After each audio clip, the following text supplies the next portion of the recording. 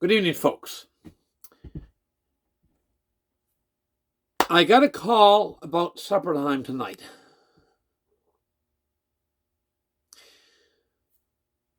Bobby Wood, Eileen's wonderful son, he turned 62 in December. So he was 1 year into his 62nd year. December of 2022, he was 62. And I've known him since the time he was a teenager, coming to my store in Auld, Cove. His aunt informed me that his mother wanted me to know that her wonderful, blessed son,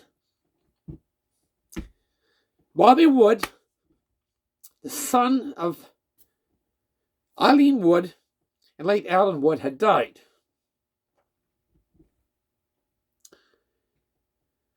He was a wonderful guy.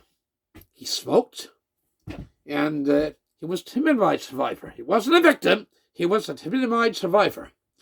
And for somebody that doesn't approve of smoking, and it was tobacco he smoked. For all you weed smokers, pot smokers out there, it was tobacco, legitimate tobacco he smoked. And his years went on, he cut back on the smoking. And he'd come in to buy cigarettes. And if you had thalidomide like him, maybe if I did, I'd smoke too. And I've never said that before. I'd smoke too, possibly. He was a very intelligent gentleman. Bobby Wood was very smart. And because his thalidomide survivor, he couldn't hear. And if you can't hear, you don't learn how to speak. And but he's very patient, very kind. And I want to start out by giving my sympathies to his wonderful, loyal, hard-working son Mark in Moncton, who stood by his father for 28 years. His only child, and you're a top-notch fellow, Mark. Merci. To his dear mother, Eileen, who turned 84 last month on the 28th of December, her beloved Bobby. Of all her sons, there's nobody even in a league of Bobby. That wonderful gentleman we know is in heaven now. Remember her telling me, only twice did I ever see Eileen cry in her life. And she was moved to tears when she told me 17 operations he endured. He wasn't even 3 or 4 yet. 5, 17, the doctors, surgeons tried to do the best they could to make some sort of hands that could maneuver, turn a doorknob, and later turn a car key and so on. Went through 17 operations. 17! 5, 10, 15, and 2. 17. If you're going down, Bobby's father, Eileen's late husband, Alan, get time off work with Alec Gillies, and they go up to Halifax for the operation on Summer Street, the old Victoria General Hospital, which is part of Queen Elizabeth. And he'd start to act, and the mother said, Eileen said, no more. 17, that's enough. He went to school for deaf in Amherst. And she's one of the most gracious, wonderful ladies you'll ever meet, Eileen Wood. She was a Mar, but she's been a Wood for most of her life. The Woods are incredibly fine people. I said, Eileen, you are a Mar, but you make a wonderful Wood. Well, I've been a Wood for most of my life. She smiled back and held me. And she takes, and they'd have a Christmas concert. In a school for deaf, some of the kids were blind, and they have to be led on a stage by hand and let off. And Eileen said on the way home to her husband, late fine husband Alan, way back from School for Deaf in Amherst, said, we're fortunate that our son can see. He can't hear or speak, but he can see. It was so gut-wrenching hard to see little kids being had to be taken on the stage, led on the stage, and let off after they sang their Christmas carols. And again, he was a very kind, good guy. And I want to extend my sympathies to Lizette. Lizette, his wonderful sister-in-law. I don't know what her married name is. French name from Moncton. I think I met her once or so, but she was so good. Merci, Mademoiselle Lizette. You were so good and kind, and still are, to Bobby's only son, Mark, and to Bobby, and to his wonderful mother, Eileen. So we're going to say a prayer now for Bobby. We'll say, Our Father who art in heaven, hallowed be thy name. Thy kingdom come, thy will be done on earth as is in heaven.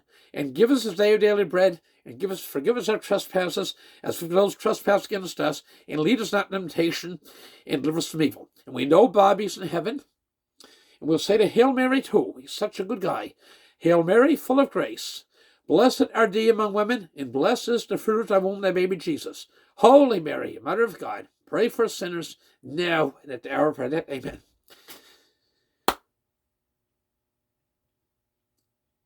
Eileen worked, I seen an article in the Globe and Mail on thalidomide. The Globe and Mail did a feature back in November of 2014. There's very few survive. Some parents, their kids were left at the hospital.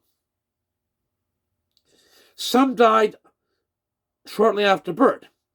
Bobby survived. He was loved and cared for very well, and he was smart. Bobby was smart, and he was patient and kind. His intellect was incredible. I applaud him. His intellect was incredible. The virtues, so many virtues his mother has, of kindness and decency and honesty and patience. Kindness, decency, honesty, and patience. None of the sons are in the league, except for Bobby, of his mother. But she's a wonderful lady. And his late father was a wonderful gentleman, Alan. And we know, so thalidomide. And for 7 years, from November of 2014, 15, 16, 17, 18, 19, 20, 21, 22, actually an 8th year. The medical records from the Queen Elizabeth II, used to be the Victoria General, and so on, they put him through the ropes. You think of the overpaid school teachers out there. Think of the overpaid government employees. A little bit of earthly comfort. His wonderful son, Mark, runs papers in the morning. Has extensive paper route in Moncton, and he works another job. A little bit. I'm not a big guy for government funding, but a little bit of money would have provided him with some earthly comfort. But now we know that if anybody's in heaven, and I'm certain with confidence Bobby Wood is in heaven, and he can now speak and hear, and he's reunited with his grandparents, the late Johnny and Jessie Wood, his father Alan, and loved ones that have gone before him. His wonderful grandfather, Carl Marr, and his lovely other grandmother, Mary Marr. So say a prayer for Bobby Wood and for his mother, Eileen, and the loss of her son. And he was a very good guy. But I'm not going to end on a bitter note, but I can't help it. Why? If you only seen the files and calls and Crawford and Associates, and there's no other way to do it. They effed her around. We need this, we need this. She was that lady, that wonderful lady, was put through the loops. The files she's had, the work she's done this here, and there's very few thalidomide victims left. There was one in Glasgow the former Peter MacKay's office, and there's very few. She's there. You could count on your fingers. I suspect there's about 100 thalidomide survivors left. There seem to be a cluster around Quebec, and there's some in Ontario and other parts of the country, but there is not many thalidomide survivors. The bureaucrats in the Department of Health in Canada and their minions, their little henchmen at Crawford and Associates. They should be ashamed of themselves. With that, we're privileged to have known Bobby Wood. He was a very, very good gentleman. He's up in heaven now. We know that certainly. I have no idea what the funeral arrangements are yet, because his son's in Moncton and his wonderful sister-in-law and her husband, and Mother-in-law's Cove. So I don't know, but he was a pleasure to know. And good night. Bye for now.